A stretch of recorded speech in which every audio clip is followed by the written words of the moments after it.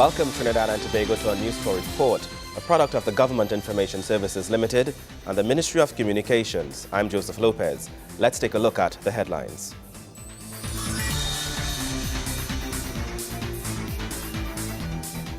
An interim board has been appointed at Caribbean Airlines. More staff coming for the efficiency of the Forensic Center. And Trinidad and Tobago hosts the European Film Festival. In our top story, the government has appointed an interim board of directors for the state-owned airline Caribbean Airlines Limited. This is the announcement made by Minister of Finance and the Economy, Senator the Honorable Larry Hawaii. The new board has been revealed to be Chartered Accountant Mr. Philip Marshall as chairman, economist Mr. Vishnu Danpal, attorney at law Ms. Indira Ramkisoon, HR professional Mr. Courtney McNeish, and risk management consultant Ms. Patricia Counting. Senator Hawaii believes this board, given its composition, should easily improve the operations and governance of the organization. At the end of the day, remember, an organization is really about people. We may have planes, we may have machines, we may have products, but at the end of the day, the organization is about people. And if you have the right people in the right places, you're going to get the right kind of outcome at the end of the day. Mr. Hawaii thanks the previous board members for their service and says there must not be an assumption that the outgoing board did not seek to improve the airline or its profitability. I want to be careful that we don't seem to suggest that they did nothing. They did in fact take a number of actions to deal with the issue. But of course, it just got to the point where we say, look, we need to do something else, and we need to accelerate this process. And as I said, some of the corporate governance issues also became an issue that we needed to attend to. Newly appointed Chairman Philip Marshall says first on the agenda is to examine the organization's processes and ensure restructuring is put in place where necessary to allow for the greatest level of accountability and transparency. What the current state is in terms of CAL, and out of that will be a transformation and restructuring plan, looking at the business processes, looking at the decision making, and making sure that there is clear lines of responsibility and accountability for decisions. Gregory McBurney, News 4. Justice Minister the Honorable Chrislyn Moore has announced plans to increase efficiency of the Forensic Center by providing staff. She made the disclosure during this week's post-cabinet media briefing. Cabinet has approved 2 public service positions under the Electronic Monitoring Unit. This is expected to enhance the Offender Management Division under the Ministry of Justice. Line Minister Chrislyn Moore made the announcement during this week's post-cabinet media briefing. The 2 positions, Director and Deputy Director of Electronic Monitoring, seeks to lend support to what she describes as a new approach to release of inmates. She says the introduction of electronic monitoring will serve as an additional sentencing option, and it may be an additional option as it relates to persons who may wish to access bail. Meanwhile, the minister disclosed that additional staff members were chosen to work within the forensic unit as scientific examiners in narcotics. She notes this will assist in reducing the long wait for evidence to be processed. She revealed current statistics which indicated that narcotic submissions accounted for 80% of the total submission to that section, while the current turnaround time for narcotic analysis submissions was 2 years, and the current backlog amounted to approximately 1,600 narcotic cases. However, she added that no additional forensic pathologists will be required, as there was no backlog in forensic pathology. It's expected that the additional staff will join 1 additional evidence technician and 2 forensic biologists. Kimberly Ramkalawan, News 4. Recipients of government scholarship now benefit from facing less obligatory service as a method of repayment to the government. This, according to Minister of Public Administration, the Honorable Caroline Sipasad Bechan. Speaking at a post-cabinet media briefing, Minister Sipasad Bechan explains the decision was made after government conducted an analysis of the increasing cost of education. She believes it would be unfair to ask citizens to repay the government with so many years of service for a figure which may barely meet their entire tuition. Previously, persons who received up to $50,000 in scholarships or grants would work for 1 year. Persons receiving $50,000 to $100,000 would serve the government for 2 years, $100,000 to $150,000, 3 years, $150,000 to $200,000 for 4 years, and anyone receiving over $200,000 was obligated to work for 5 years in Trinidad and Tobago. Now that government has revisited the scholarship package, persons whose scholarship grants are up to $100,000 will serve for only 1 year, $100,000 to $300,000 for 2 years, $300,000 to $400,000 for 3 years, $400,000 to $600,000 for 4 years, and any grants over $600,000 means the person will have to work in Trinidad and Tobago for a period of 5 years. The Public Administration Minister says plans are also afoot to deal with the challenge of providing employment for scholarship winners when they return home. She says the government proposes to send such persons to the Associate Professional Program. The program is an alternative placement or employment system for scholars, where upon returning home they are hired on a short-term contract and assigned to jobs in the public sector as a temporary measure, while the scholar, with assistance from the Ministry of Public Administration, continues to search for suitable long-term employment in the public or private sectors. Meanwhile, Minister Bechan is seeking to ease the minds of citizens currently studying medicine in the UK. She says many of these students were concerned as British authorities have increased the period of study for medicine in the UK from 5 to 6 years. As a result, some medical students could not access funding for the extra year.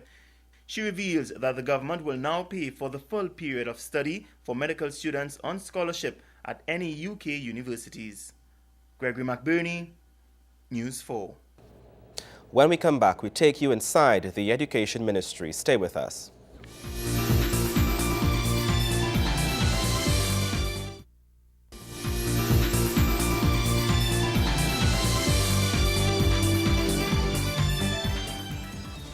Thank you for staying with us. The Ministry of Education has stated that it does not support teachers providing after-school lessons for students at a cost. In the same breath, the ministry revealed the status of the school's connectivity program, which will see all schools ICT ready. On Friday, the Joint Select Committee, Government Ministries, Statutory Authorities and State Enterprises Group 1 met to carry out the inquiry into the administration and operations of the Ministry of Education with specific focus on primary school education. Among the topics discussed was the issue of teachers offering after-school lessons on topics that were neglected during the school term. Members of the public have complained that primary school teachers were conducting these unfair practices, which put students at risk of not being prepared for the secondary entrance assessment when they could not afford the extra lessons that covered important topics. During the JSC meeting, Chief Executive Officer of the Ministry of Education, Harilal Sicharan, noted that the ministry's policy did not support this practice and the length of each term was sufficient enough to cover all the relevant topics. Mr. Sicharan also explained that practices at denominational schools may have been different but was outside of the ministry's reach.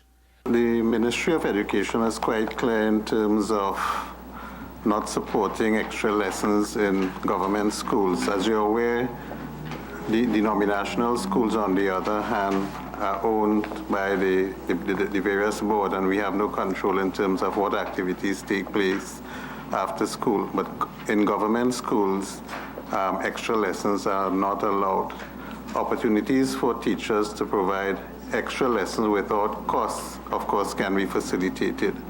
In instances where we have reports of teachers deliberately leaving out topics from the syllabus and pursuing that beyond school hours, we investigate and we take corrective action. But the policy of the ministry is that we are not supportive of extra lessons. We believe that the curriculum, there's enough time within the curriculum to complete all activities required to prepare students. Questions were also raised about a lack of computer labs in a number of primary schools across Trinidad and Tobago. Director of the Information Communication Technology Division of the Ministry of Education, Rajnath Singh, says the rural areas most often do not have the technological infrastructure to provide the bandwidth required for internet access. Parallel to this, He says the ministry recognizes the use of traditional labs is no longer adequate to support the use of ICT in education. Mr. Singh says the ministry's schools connectivity program has taken a different approach to providing internet access to rural and urban primary schools by converting classrooms into ICT learning rooms through the use of mobile devices. The ministry will be sending out the request for proposal to provide internet connectivity and Wi-Fi technology to the clusters of 52 schools each. We expect that if the RFP goes out, or not if, but the RFP will go out within the next 2 weeks, public tender.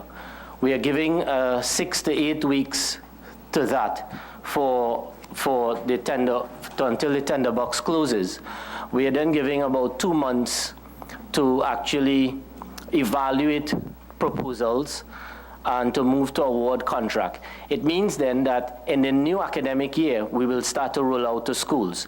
Because we are treating with clusters, what you will find is that we now have the flexibility of actually rolling out to schools in parallel, because we will be able to treat with each cluster as a separate project.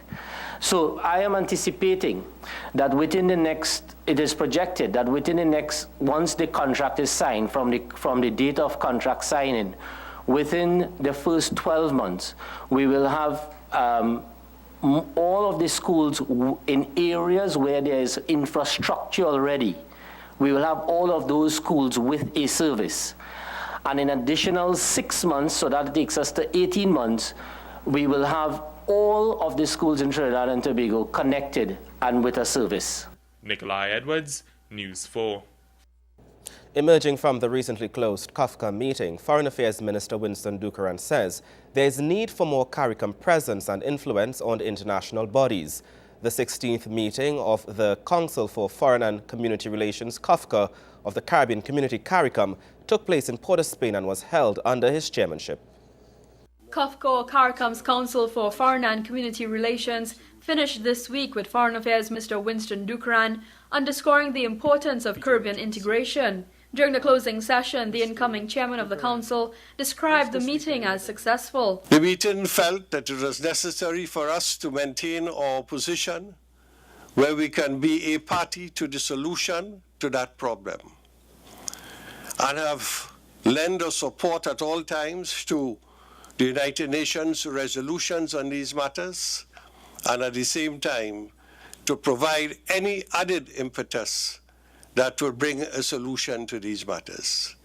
But it should be even-handed, and it should allow us to, at the end of it, to maintain the fundamental principles of the Charter of the United Nations. We were apprised of the need to look at the current problems and what diplomacy is required in order to try and find directions for solution with respect to the problems of fiscal stress that the region is undergoing. The meeting resulted in the region's diplomats looking at possible ways in which its partnership can maximize the use of its collective resources. There is need to have more diplomatic dialogue with the international financial institutions, which has been promoted by various governments, on reviewing the windows of opportunity that they have traditionally applied to the region and to small economies. And therefore, we will continue with that challenge ahead of us. We also looked at the issue of the region finding itself in a position where it can, in fact, embrace small economies throughout the world with some new strategic partnerships. Meanwhile, Minister Dukaran says there is need for more CARICOM small states to continue its representation on the United Nations Security Council. We have made recently and before strong support for the change of the Security Council operations, both in terms of its membership and in terms of its effectiveness. With respect to the membership, we made it very clear that with whatever restructuring that should take place in the Security Council, and we believe it should be placed on the agenda squarely and frontally in the next assembly. And we have, in fact, begun to talk with some major countries in the world in order to make sure that we have the necessary political clout to make it start. Kimberly Ramkalawan, News 4. Coming up after the break, sports with Wayne Cunningham.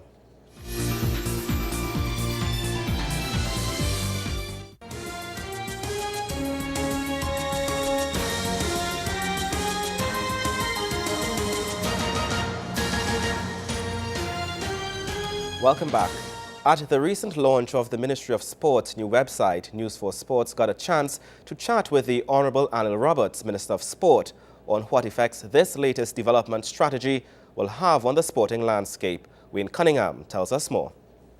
The young people of Trinidad and Tobago, Andre Hanif and his team, have come up and shown the brilliance that they can create from scratch a website of international standing that shows the patriotism in its design, not only representing Trinidad and Tobago locally, but anybody getting onto this website would know that what Trinidad and Tobago is about. And then, of course, the intelligence and the accessibility with the mobile services, the ease of use, because with the government giving laptops to all our Form 1 students, it is very important that we stay abreast. And me being an old school kind of fella, I'm very impressed with the IT department and the website, the feel of it, the ease and the links. The Honourable Anil Roberts, Minister of Sport, explained the broader scope of the website. The ministry has taken the lead. It's now in the diversification of the economy part of the budget, so we have a wider role to create jobs and create sustainable employment, increase the GDP. We have a lot of projects underway. We're still doing a great work in the communities across the board, and this website brings it all together. So I am very impressed. I must say that I did not see it before because I did not want to see it before. I trusted Andre Hanif and his team. I trusted them to do what they want, what they were instructed to do, which was to create, in my words, a topper website. And I see it here this evening. I'm very proud of them. National sporting bodies also came in for some praise from the minister, who hopes the website will aid in their continued development. Well, first of all, I'd like to commend them because 3 years ago in this very spot, I came here and I told them that, I'm a minister of sport who'd been in sport since 1976. I understand all the tricks, I understand the emotions, the personalities, and I wanted to get rid of all of those and get them more professional, to understand that we must value taxpayers' money, we must get benefit, we must have development programs as well as elite assistance. And right now, with a few hiccups along the way, some did not want to get as accountable and transparent as we would want, but they are now joining the fray. So I must commend all of the presidents, secretaries, and executives of the NGOs or NGBs of Trinidad and Tobago for falling in line and understanding that not only the minister has responsibility for taxpayer dollars, when you are given, you have that same responsibility, first and foremost. Now I want them to also add to content. Each one of them must have their website. I must commend some like the N3As who already have their own, the Amateur Swimming Association, Trinidad and Tobago Cricket Board. Opportunities will also open up for the general public. This new venture also shows the vision and the belief of the People's Partnership Government, whether it is grant funding for communities, for sports days, or elite funding. Since I have become minister, we have opened it up, and today we've even opened it up more. Before the People Partnership came in, before I was Minister of Sport, in order to get to access elite funding, you had to get it through your association, through a recommendation, or through the Olympic Committee. I said that was not good enough, that a coach, a teacher, a parent, a person in the community could recommend an athlete for elite funding, and once they fit into the criteria, they will get their funding. Now, it's online. They can get out there so any individual can access any and all types of funding, any and all types of programs. Wayne Cunningham, News 4 Sports. Time now for another break. When we come back, the European Film Festival returns. Stay with us.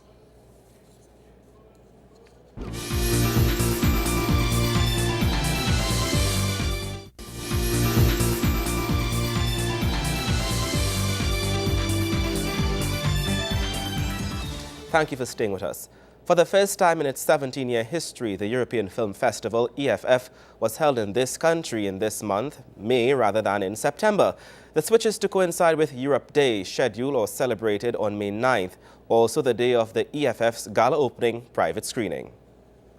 27 films from 12 countries in 14 days. That's what in store for lovers of cinema during the 17th European Film Festival, EFF, of Trinidad and Tobago. Jonathan Ali, editorial director of the TTFF, said it has always been a part of the organization's mission to expose local audiences to films they don't usually get to see, hence the TTFF's partnership with the EFF.